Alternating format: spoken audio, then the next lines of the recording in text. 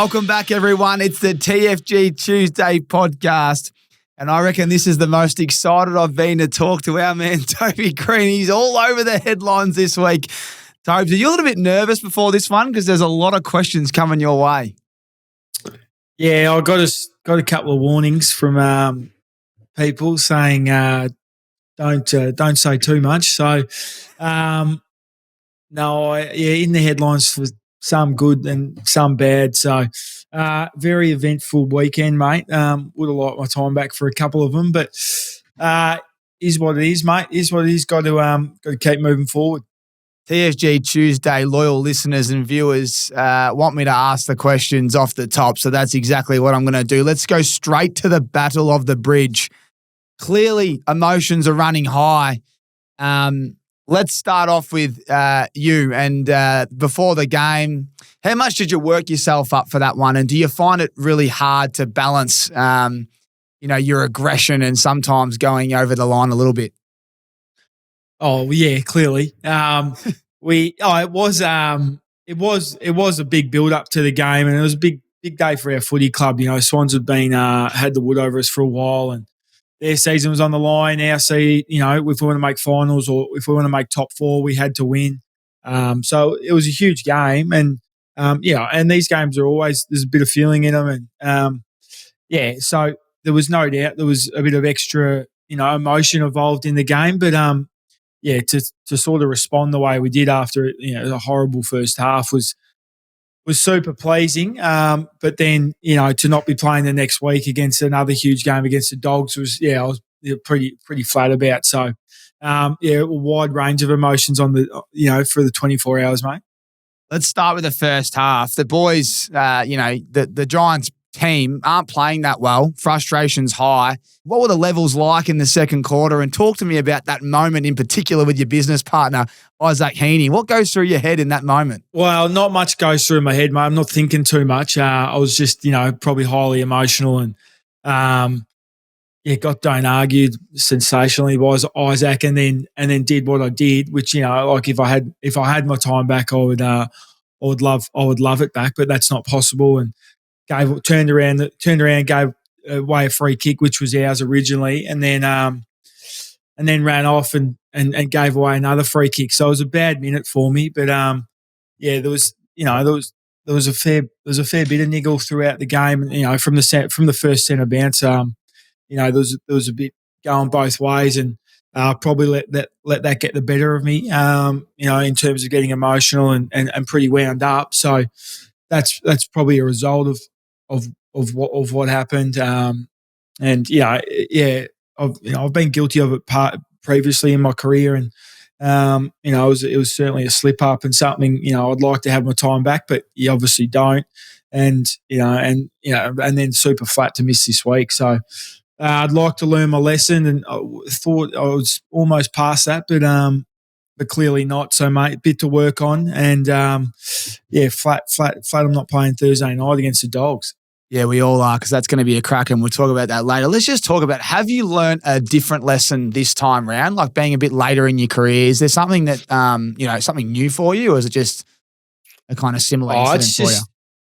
No, I knew going into the game that, if anything was ever going to happen, it was that game. And there's clearly a lot of emotion. And so, I realised that after the game, and it had to be a lot smarter with my actions. So, I hadn't been suspended for a while since, I got suspended last year, but, it was for trying to mark the footy. So nothing too stupid like that for a while, but it's something I have done previously. So, plenty, still plenty to learn. And I'm sure the next time I play them, I'll have to be a lot more smarter. And I guess having lost a few in a row as well, I wanted to make your presence felt, but that was the wrong way to go about it. Really well said, mate. And look, emotions are running high. Let's get to my favourite part. It's an entertainment industry. We talk about it all the time. I love this, man. Tommy Papley is one of my favourites, and I love the way you two go about it. You put bums on seats, and it's very enjoyable to watch. So Dicko comes up to you at halftime. You're exhausted. You've been chasing ass all half, really. You're playing like dog shit. and his skipper gets asked to go on Fox Footy, and in that instant, he asked you a couple of questions. Can you take me back to that moment and what was going through your head? Because perhaps he'd said a few things prior after his goal somehow went through. I don't know if you've seen the replay, but it was a miracle the way it come back. But just talk to us about that moment, because it's probably the best moment of the year for a lot of us punters. Well, yeah, there was a lot going on before that moment. Perhaps they were really up and about, and he'd certainly had a fair bit to say throughout the first half, and I didn't get near it. We were playing horrible. So I was pretty furious at half time with where the game was at. And then I saw Ben Dixon walking towards me. I was like, don't interview me, please don't interview me. And he did, and I could see him. And then the Swans boys were walking off, and while they interview, you can't really hear it. He is just ripping into me while I'm getting interviewed, and I can't really say too much. I can't say anything. I can't go back at him mid-interview. And they're right there, and Dicko's asking questions. I can't concentrate. I was that angry, mate. And then he's worded me up with a question about Pap. So I thought I handled it reasonably well, to be honest. I could have said something I could have swore quite easily, and I didn't. So I was happy about that.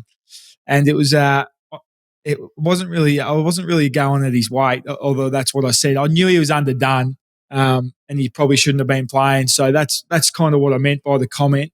But it was. And then I sort of, after I said I shouldn't have said that. That's not going to come out well.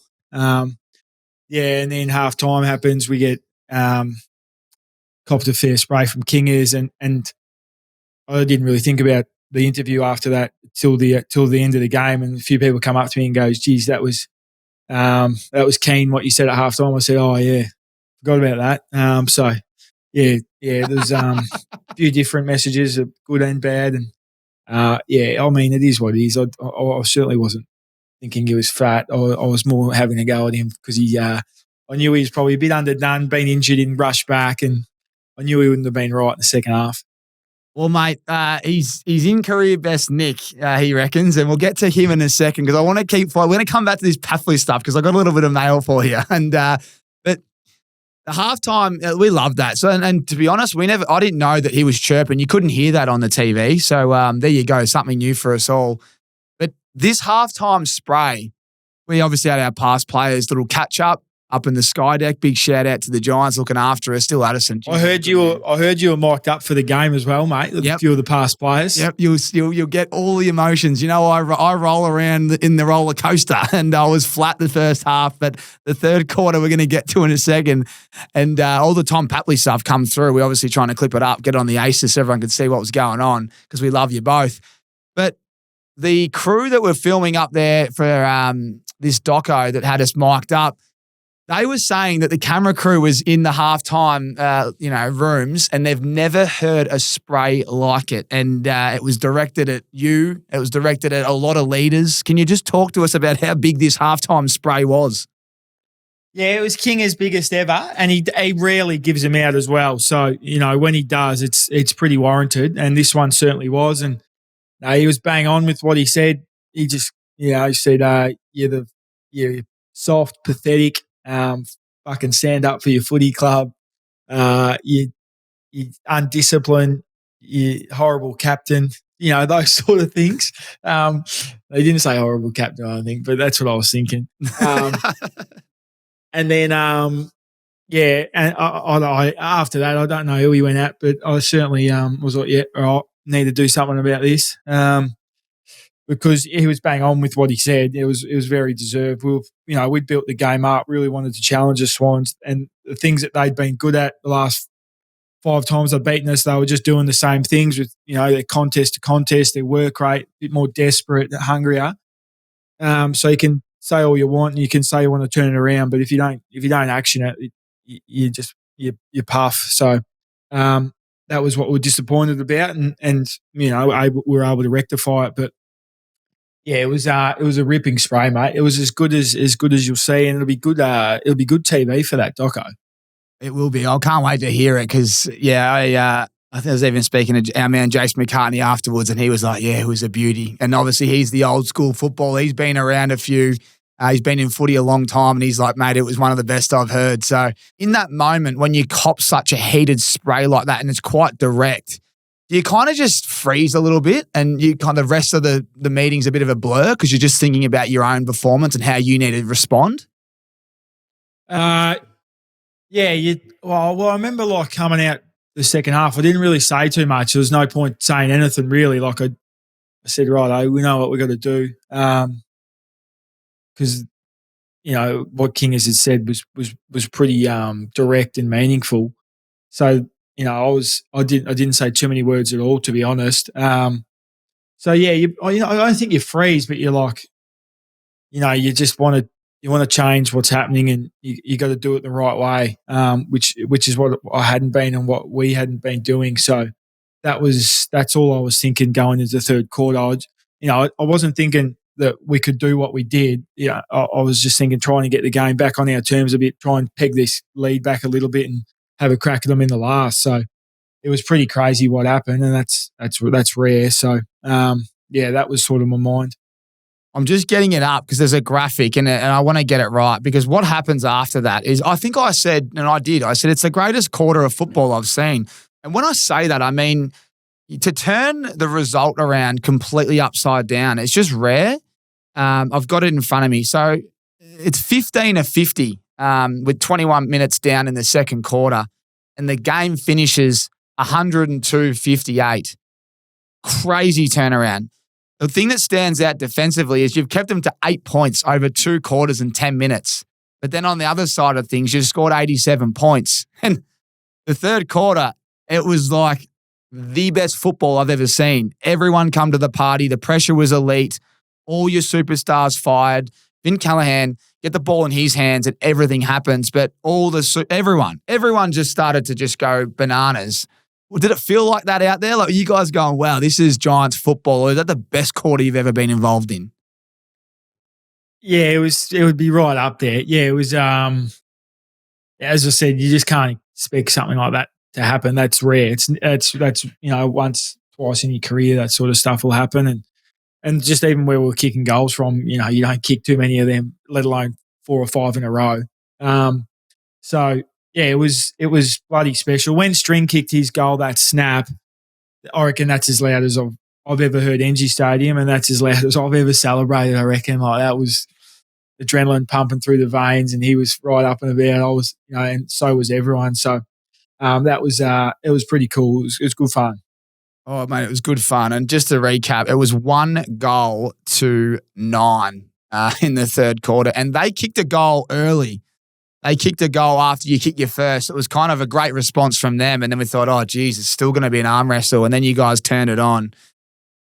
Now, a lot of comments online about how you had a go at Papley whilst being down. A bit of the Michael Jordan. It's all, it's easy to have a go at someone when you're up, but when you're down and to run your mouth and then to turn it around, it takes a bit of plum. So did you feel good about that after the game, just knowing that, hey, at least I laid it all out there at halftime and the boys responded for me?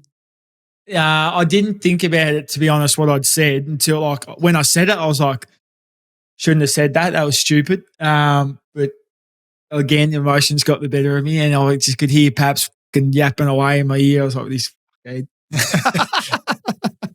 And then said that, and then I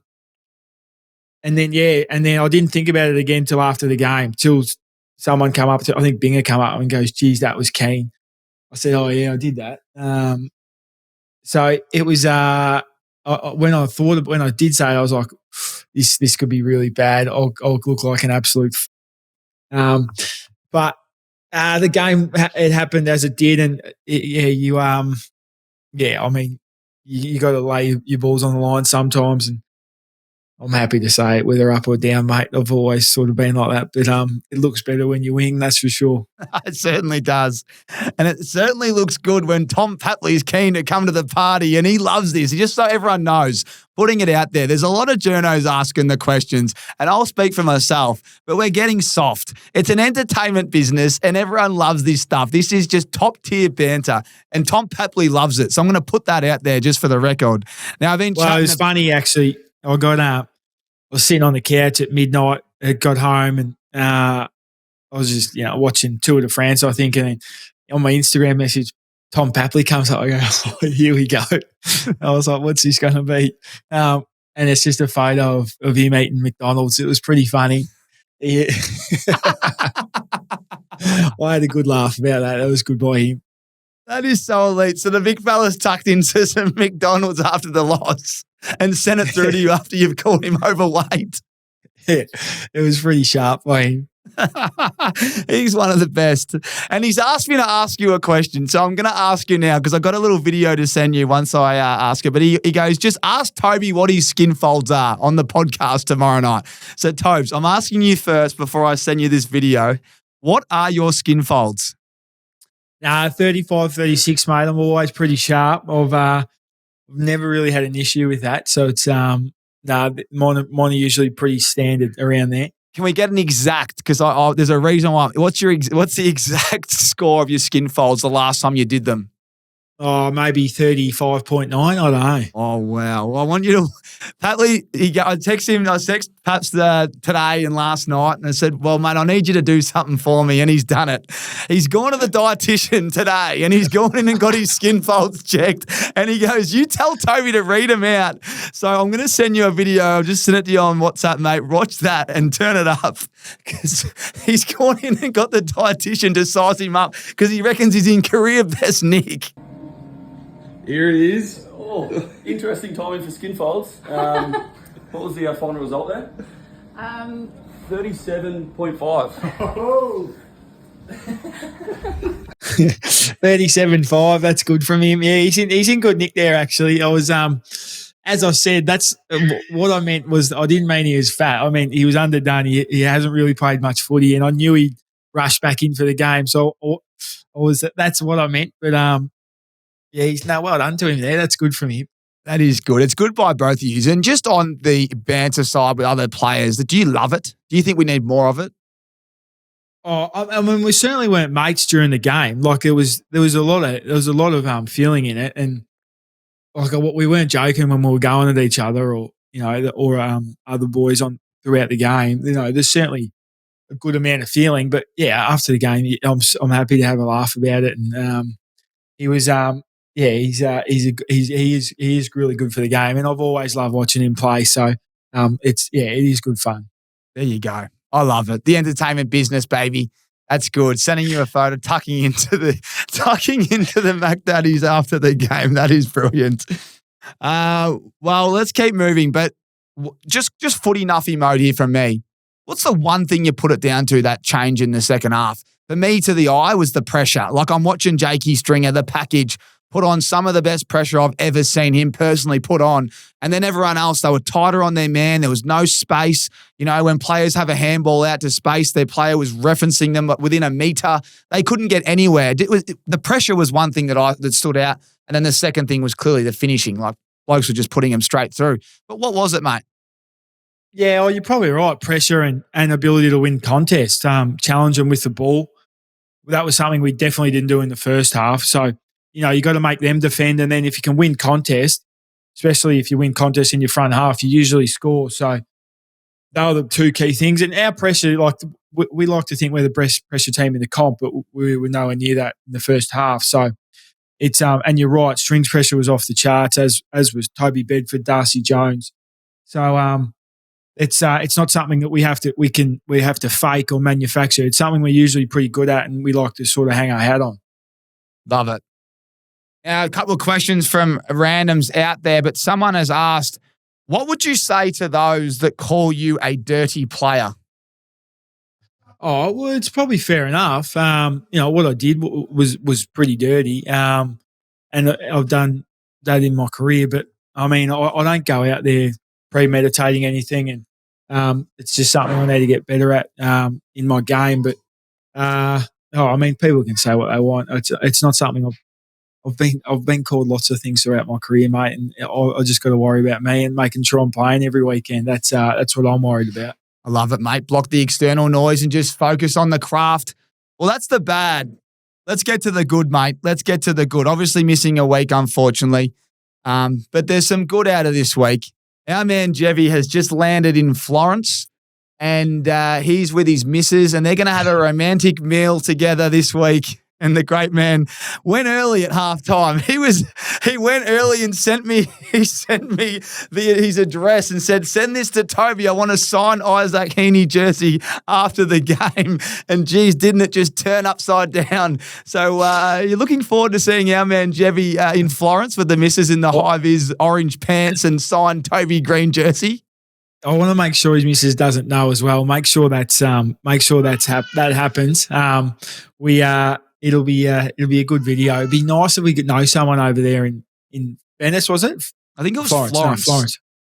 Florence. If we could get someone on the ground there just to film that quietly, that would be one of the better videos, I reckon. Oh, mate, I'm looking forward to it. So, Jevy, he's got a few questions for you later. He's keen to ask a couple more about this week coming up, but we'll definitely get to that. Righto, one more on the Giants, but what do you put this turnaround in form down to? You guys are really going now. There's a couple of players out, but it doesn't look like it matters. You guys are all stepping up. What do you put it down to, you reckon? Oh, it's what we train to do. We train to be playing our best footy this time of year, so that's a big part of it. We know, we deliberately tailor our whole program to sort of be, fit and firing this time of year. Having Bucks and Chook miss in the next 3 or 4 weeks, it hurts. But, as you said, there's boys that, are very capable. They're going to come in. I guess once you build belief and momentum, and there's no one thing, but, there's no one thing that just flicks a switch and goes. You just got to keep working on your game and know when you got to deliver it at the right time. So we got 2, huge games against top 8, top 4 sides coming up, and then 2 sides against guys outside the 8. So we've got to win most of them, if not all of them, if we want to finish top 4. Well said. Speaking of top 4, top 8, it's extremely tight. I mean, do you have any idea who's going to miss? Even that 4th spot to me looks like it's wide open.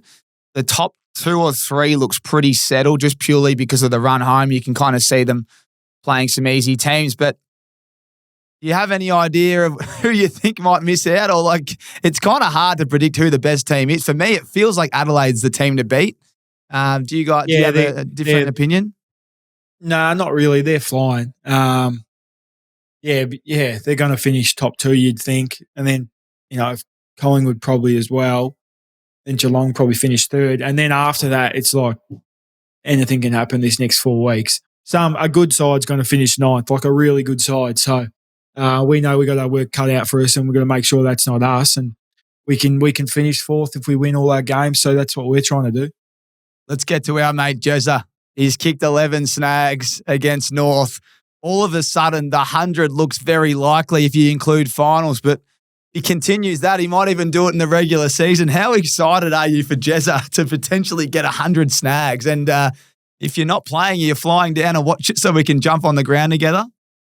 Well, it's we could be playing them in finals, hopefully. So, hopefully it's not against us. But he's in some rare touch. Jeez, and Geelong are just putting it on a platter for him. They're the boys are looking after him. He's if he kicks straight, he's every chance. And they play 4 teams where he should have a good look. So it's phenomenal. 69 he's currently on, and we just need one more big bag. If you can get another 10, it'll just look real likely. What would you do if you were playing Geelong and it's the second quarter, you're up by 6 points and Jezza kicks his 100th? What would you do in that moment, you reckon? Well, I'd watch everyone run onto the ground because you got to do that. But do you go to him so you're not getting swamped? Because I watched the replay against when Buddy kicked his 1000th, and all the Geelong boys were just trying to get out of the way, but some of them were getting cleaned up. You're better off just running at Jezza and just waiting for everyone to get off the field. Nah, well, I'll be saying something in his ear as he's having the set shot. No, I'd just let the crowd do their thing, and I'd say, well done, mate, after the game. I mean, I don't want to feel like I don't want to talk about it too much because I don't want to put too much pressure on him. I don't think he cares. He does what he does, but he's actually a genuinely live chance, which is just ridiculous to even think that's possible. It is ridiculous. He is a machine. Jezza, he won't be listening. He'll be on the farm doing some farm work. But, oh, mate, we need you to kick the 100. It'll be unbelievable. Talking about unbelievable, I flew home from Sydney last night and I was watching this on my phone at the terminal. Where were you last night watching Melbourne versus St Kilda? And one of the greatest comebacks in AFL history, but an individual performance like I've never seen. Yeah, I was on the couch with Mum, Georgia and Isla and sort of just mucking around, playing. And then, they're up by 46. So you just sort of half watching, half mucking around. And they're up by 22 with 8 minutes to go. Like, oh, yeah. And then 4 minutes to go, they're down by 8. And then they're down by a goal. And then what happens in the last 2 minutes is just Clayton Oliver missed that check side. And I'm like, this is fate. Saints are going to win. When you just can't help what's about to happen. It felt like that was just something was crazy had to happen. And that was one of the craziest 90 seconds of footy you'll ever see. I mean, how good is this bloke? Is he the best player in the league at the moment? I know that. When your confidence is right, well, yeah, he's phenomenal. Can do everything. Play forward, mid, back. Unbelievable skills. Took that mark. He's a genuine full package, and then just cool, calm, collected as well. Kicked 2 goals pretty much after the siren. It's one of the. It is it got the credit it deserved. It's just absurd. But then it's also that review on Monday for Melbourne would be so bad. Mate, I couldn't stop thinking about that. I was trying to catch myself. I was like, don't talk about the negative. Don't talk about how bad that last 2 minutes defensively, game scenario is. Just enjoy the moment. But I couldn't help myself just thinking, what are you doing, fellas? If anyone's getting manned up, he's got to be the one I don't know. I was always a defensive wingman. I've got all these things scenarios in my head and I just couldn't believe it, man. I couldn't believe that off the back of that centre square bounce, call it back. There's extra time to set up, obviously 6-6-6. I just couldn't believe. It was honestly, I love my NFL. It was quarterback to wide receiver type stuff. It was on the beach. You run right, then you run left, and I'll put it right there. The kick, and even the mark, it was courageous. He could have, if it had been an extra second, he could have got cleaned up. The whole play, I couldn't believe it, mate. Yeah, it's just one of those things.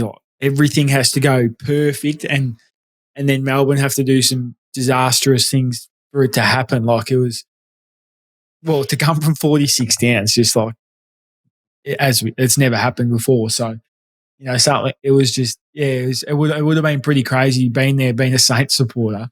Oh man, I think anyone. I always say the people that say you get goosebumps and all that. I always think it's a bit of a load of shit. But mate, I actually, for the first time in a long, I got the goosebumps up the back of the head.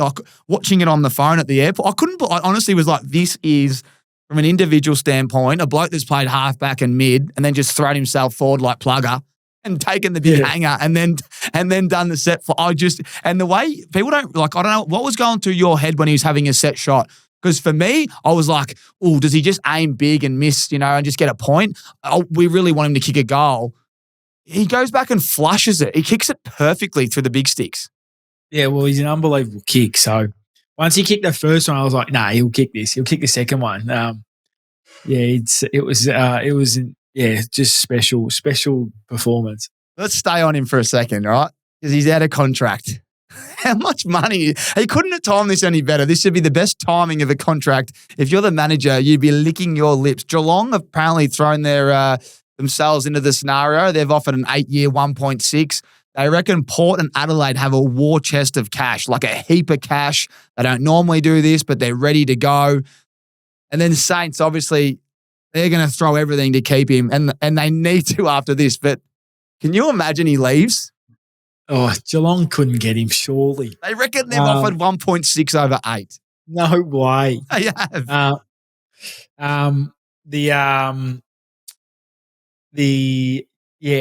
Well, whatever they're offering TDK, they got to offer him now, don't they? I remember it's kind of like remember 2017 when Dusty was just taking the league by storm, and it was out of contract. It's kind of like it's in a similar position now, except he's not going to play finals. It'll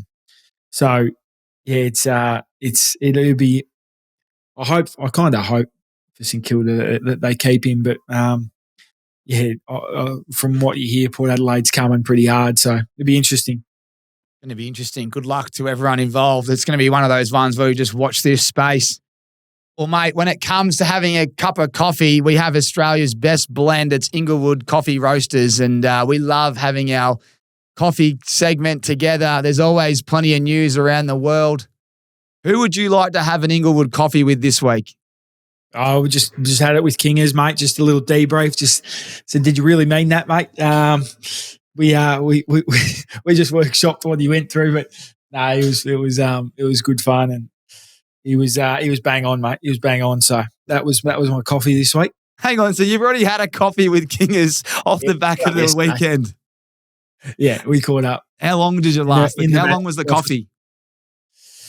20 minutes. We moved on pretty quickly to stop being an idiot, and then what the next 4 weeks looks like. I like that. Let me. I know these are private conversations, but how did it start? Was there an icebreaker? I think he asked, "What are you doing Thursday?" Like, I go, "What do you mean?" He goes, "Well, you're not playing, so what are you doing?" I said, "Yeah, I'll be training." So I'll be training somewhere. So we just went through what my Thursday looks like. That's great. And are you coming down Thursday night for this big game? Yeah, I'll come watch. Yeah, I'll train Thursday morning with a couple of Jeremy Laidler and Rondo and a couple of fitness staff. Yeah. Well, you're training. The train needs to warm the leg up, mate. I've only had the one kick. Got to get the right feet going. Probably Gosh's paddock, mate. Get down nice and early, so you got to make sure you're fit and firing. Yeah, you know I love it early. I love it early, so I'll see you down there then. Well, with a week off, does that mean there's a bit more FIFA action? I think our first game of the FIFA comp's tomorrow. That message just come through. So, yeah, me and Stringer got Grew and Stoney. They're favourites, but I'm confident where we're at, mate. We're gonna play a real tactical system, and feel like we'll be able to get inside their head. I love it. There you go. Toby's had a Inglewood coffee with his head coach this week. He's actually had one. He's not having one. He's had one.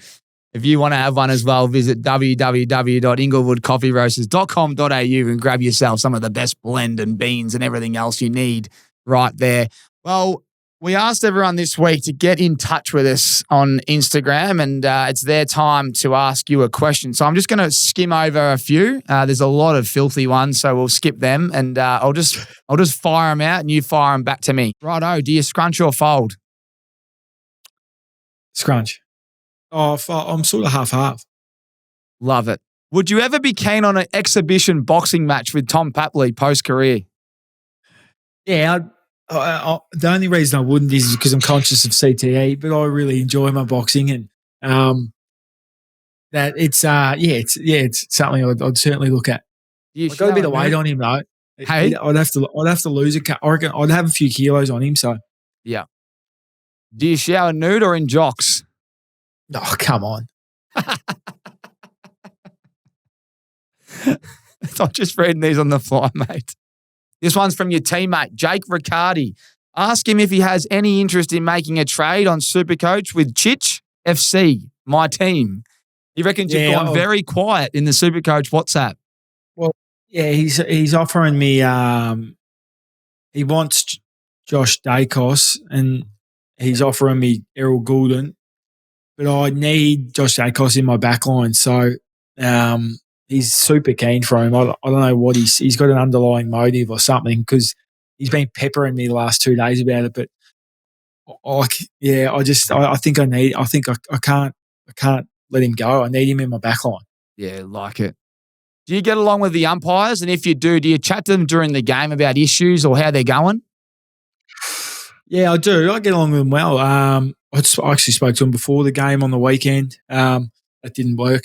And then, I do get along with them well, and often, I say hello during the game, before the game, and I don't find there's too much point in arguing with them. I don't think I do too much of that.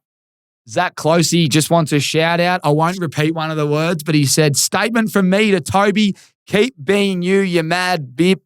Love how you go about it. Yeah, thank you, mate. Thank you. Good to get a little bit of love, Tobes. Good to get a little bit of love. If you could take Tom Papley out for dinner, where would you take him? Me and Paps, we'd go to Royal Oak on a Saturday and watch the races. I like it. You both love your races. There might be something coming later in the year. There's some quick fire from the people online there at Ausmerican Aces. Thanks for everyone that got in touch. There's a few that I couldn't read out.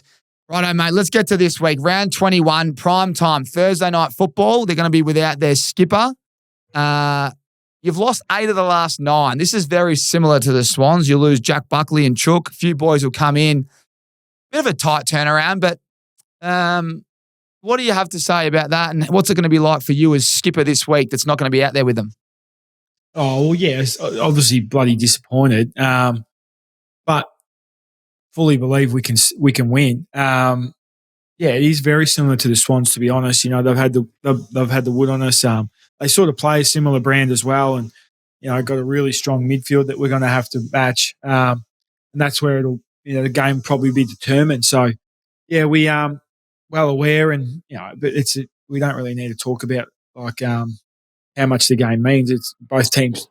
Dogs are similar again, playing to make finals. I don't know if they can make top 4, but it's the same thing. It's a huge game, and yeah, I'm pissed off I'm not playing because it would have been great playing Thursday night footy against them. And yeah, can't wait to watch how the boys go about it. What's the mindset like in the 4 walls this week for this game? Well, it's a quick turnaround. Like we just had sort of recovery review day yesterday, day off today, and main training again tomorrow, and then fly down Wednesday. So it's there's not much time at the club like that there would be in a normal probably home game week.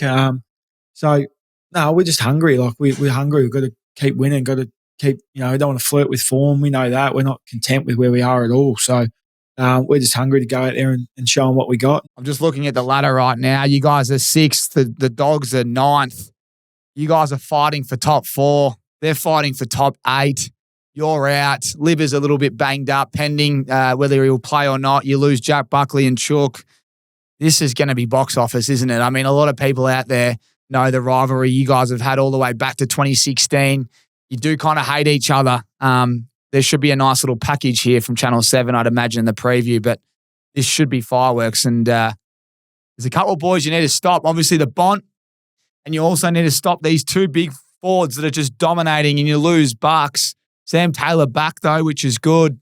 Any talk just in the locker room about these weapons that you need to stop this week? Yeah, looking forward to Slammer versus Sam Darcy. That's a genuine heavyweight battle, 2 of the 2 best backs and forwards in the game. And then, Finn Callahan, Tom Green versus Bont and Ed Richards and, Libba, like their midfield's absolutely stacked. So it's going to be, it's an awesome matchup. And yeah, if we can win those battles and then, sort of play our system, then we're every chance. I like it. For me, on paper, it's just I hope it's up and down. They generally allow a lot of points, and you guys defended very well in the second half. So I'm hoping this is just up and down and you guys can get the chocolates, but it'll be very good. So looking forward to this week's footy. There's plenty to talk about. I want one more thing before we get to the end of the show, but happy Gilmore too, mate. Have you had any time to sit on the couch and have a look yet? I haven't, mate. It's actually not my biggest thing. Like I couldn't tell you one quote from Happy Gilmore 1. Like I reckon I've watched it 15 years ago and that's it. So really? I'm not a Happy Gilmore nuffy, and I understand there's a bit of talk about it, but I haven't watched it yet. I will get round to it at some stage, but it's not high on my priorities. Wow, that's big from you. As a man that loves sport, I feel like you need a little bit of a clip across the head, mate. That's just not good enough. Yeah, that's fair, but it's just the truth, mate. It's just the truth. I think you enjoy it. You should. Well, I won't say too much. I don't want to ruin it for anyone, but after a couple of weeks, we might break it down. Now, Jevy's written in a couple of questions. I was going to try to get him in, but he's in, I don't know where he is, but I thought the time zone might be a disaster. He just wanted to ask a couple of questions, but he goes, do you get in trouble? He goes, are you in the doghouse this week? Do you feel like that at home? That, does Georgia give you a little bit more grief? Did you feel like you're in the doghouse at the club? Yeah, definitely. Also the abuse that comes online, which, as I said, I don't really care too much about, but certainly she does. So, that's the worst part about it. Yeah. So, you got to, there's more to your actions than just what happens on the field. So, yeah, I am, mate. To be frank, I am. I like it. He's obviously a Swans man. He said James Jordan is one of the better targets in the league. Finn gave him an old-fashioned bath in the second half. Did anyone remind him of that on the field? Didn't say too much in the second half, to be honest. Just was more happy with how we were going. There was plenty of talk in the first half. So, no, we didn't. We just try and look after him and get him the footy because you see what he can do. And last one from me, mate, with the AFL news. But Joe Fonte has just been named the round 20 rising star. Geez, he's a nice talent there off the halfback. Can you just talk to us about how big that is for the footy club? Yeah, it's awesome. He is an immense talent. He's lightning quick, like almost one of our quickest blokes. Amazing leap. I don't know if you saw his leap a few weeks ago against Brisbane, that spoil.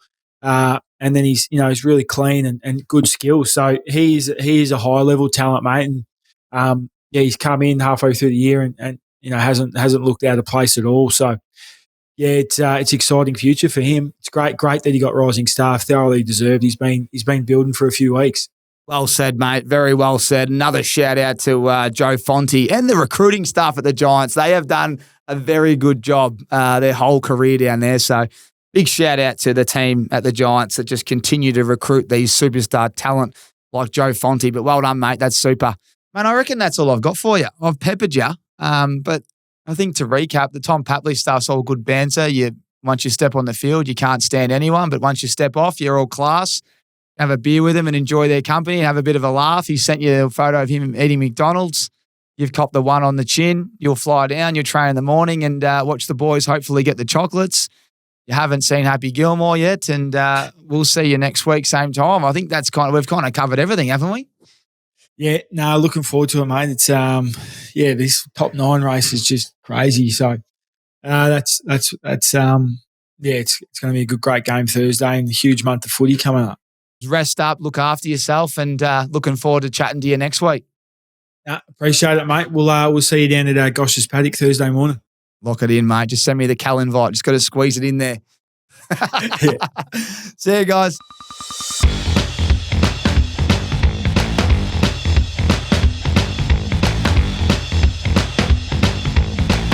StatMate makes AFL player stats easy. At the click of a button, you can discover insights like you've never seen before. Disposals and goals to fantasy points, how a player performs at a certain venue, or even when a teammate is out through injury, StatMate has you covered. Don't waste your time. Become an expert in just a few taps of a button. AFL player stats and insights thanks to your new best mate. Download StatMate for free today.